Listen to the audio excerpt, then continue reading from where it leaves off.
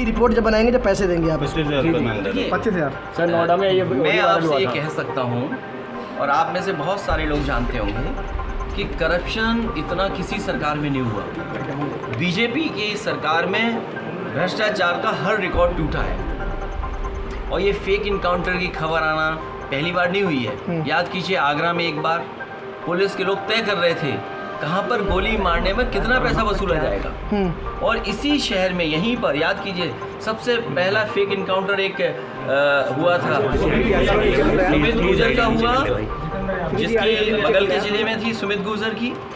उसके बाद एक सुमित यादव का यहाँ हुआ जिसको आज भी जितेंद्र यादव जो अभी भी नहीं चल पा रहा है।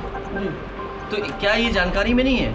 जब कभी भी जांच होगी सुमित गुजर के केस की, जब कभी जांच होगी यहाँ पर जो एक ट्रेनर था जिम में उसकी, बहुत सारे अधिकारी लोग जेल जाएंगे। सर पहले जब आपकी सरकार थी आप कभी गौतम बुद्ध नगर नहीं आए, मगर अब जब सरकार नहीं है पिछली नहीं होगा, मैं तो कई बार आया था। नहीं, सरकार के समय में नहीं आए सर कभी गौतम बुद्ध नगर। देखिए यहाँ पर मुख्यमंत्री को रहने की कोई जगह नहीं थी, जब तक जगह बनाई तब तक सरकार चली गई। सर मगर गौतम बुद्ध यूनिवर्सिटी थी उस समय। नहीं गौतम बुद्ध यूनिवर्सिटी मुख्यमंत्री के रहने के लिए उसके लिए न कोई निवास था, न कार्यालय था, न कोई अच्छा गेस्ट हाउस था जी। तो मुझे याद है उसी समय एक गेस्ट हाउस को बनाया गया था। सर, जब तक बनकर के तैयार हुआ हमारी सरकार चली गई।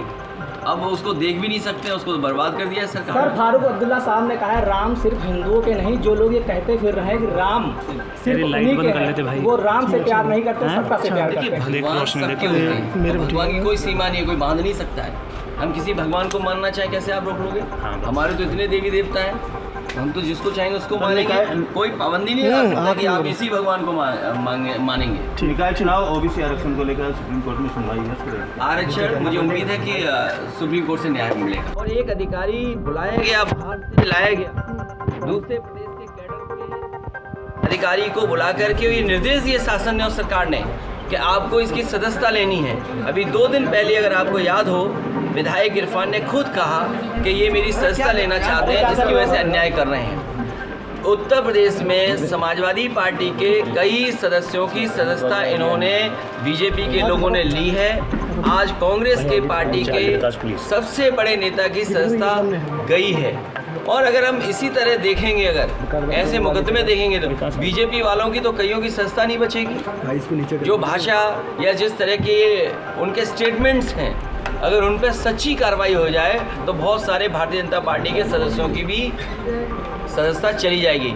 ये जानबूझ करके जो असली मुद्दे हैं, महंगाई, बेरोजगारी और इनके ही मित्र उद्योगपति जिन्होंने पैसा भारत का डुबाया है, उन पर ये बहस नहीं करना चाह रहे। उनसे ध्यान हटाने के लिए ये कांग्रेस पार्टी के नेता के साथ हुआ है, समाजवादियों के साथ पहले हो चुका है। 2024 के चुनाव को लेकर प्रधानमंत्री जी वाराणसी दौरे पे हैं, रोपवे वगैरह तमाम करोड़ों योजनाओं का शिलान्यास कर रहे हैं। अच्छा, जनता सब जानती है, चुनाव आ गया है तो शिलान्यास होगा।